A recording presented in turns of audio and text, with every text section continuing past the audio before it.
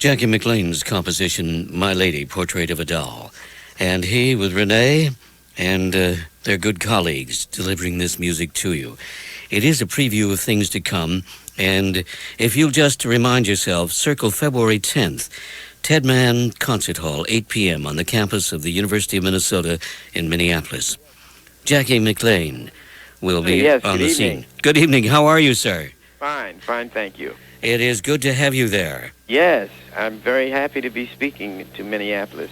Well, you're not only in Minneapolis, St. Paul, but you have a 5-state area in combination. Right. Well, that's marvelous. I'm very happy to be in touch with that part of the country again. It's been a long time.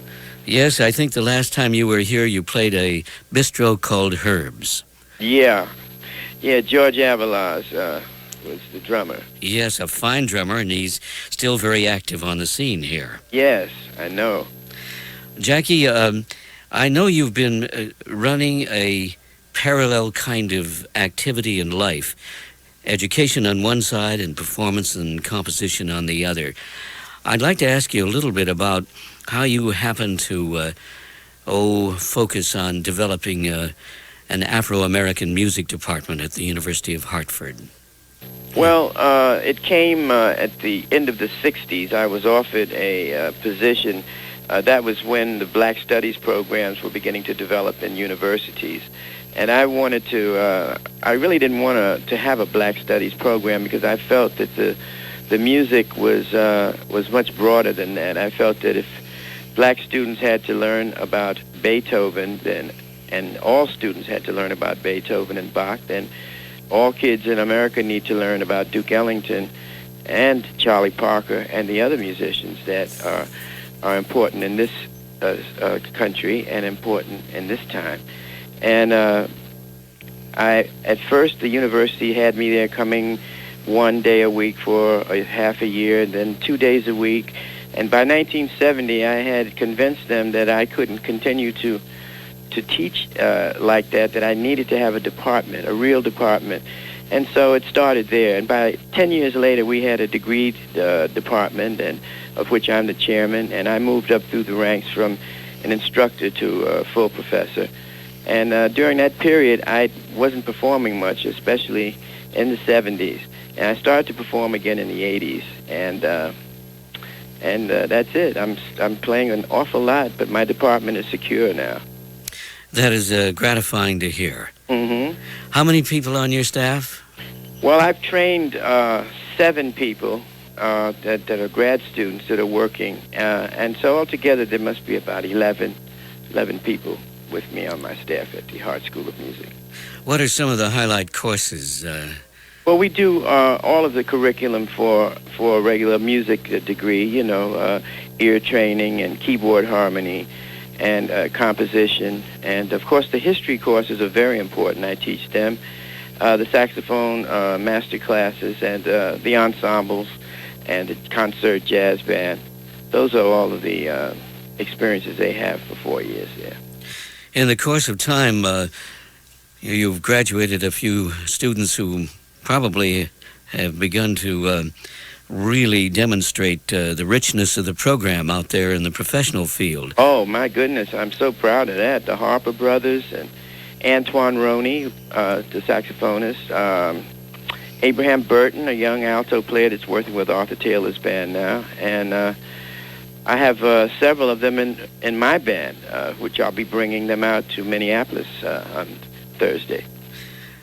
And how about Renee McLean? Did he matriculate and go through the course? Well, Renee, he's my first student. He's my son, so yes. Even long before I came to Hartford, Renee's been playing since he was 9. I started him out on saxophone. So, yeah, no, he didn't come. By the time I came to the university, Renee had finished all of that. He'd gone to school in New York. He was already finished with high school and college before I even got to the university.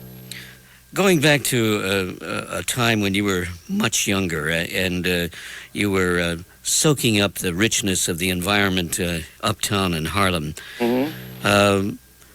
What do you recall about those days and times when you were working in a record store and listening to music and and catching the scene before rock and roll hit? Oh, it was a wonderful time in Harlem. I mean, there wasn't nearly as much violence as there is today in America. So it was a peaceful time all over America at that particular time, when you compare it with today. And rhythm and blues was the music that the communities were enjoying at that time. Also, the jazz fans were beginning to really respond to Charlie Parker and Thelonious Monk and Dizzy Gillespie and those great musicians that had that bebop revolution during that time. And so there were a lot of young musicians coming up, like a second wave, to the masters, Thelonious and Bud. And we were trying to get a hold of that music. And Bud Powell lived very close to my dad's record shop, and I got a chance to meet him when I was 16, and that was a very important time for me. When you met Bud Powell and you heard him play, what were your impressions? Well, I mean, I was already in love with his playing before I knew what he looked like. You know, I'd heard him on records. And so when I actually met him, I didn't know it was him until he sat at the piano and played for me. So, of course, my impressions of Bud Powell are like my impressions of Charlie Parker and Dizzy. He's a genius. And Charlie Mingus. Charlie Mingus, later on, yep. Yep. You spent quite a time with Charlie. Yeah, I was in his band for a couple of years. Mm-hmm. And then under the Academician and the College of Art Blakey.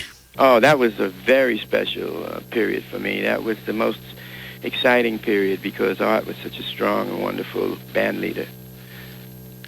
Well, Jackie McLean, it is a pleasure to talk with you and touch base between Minnesota and Connecticut.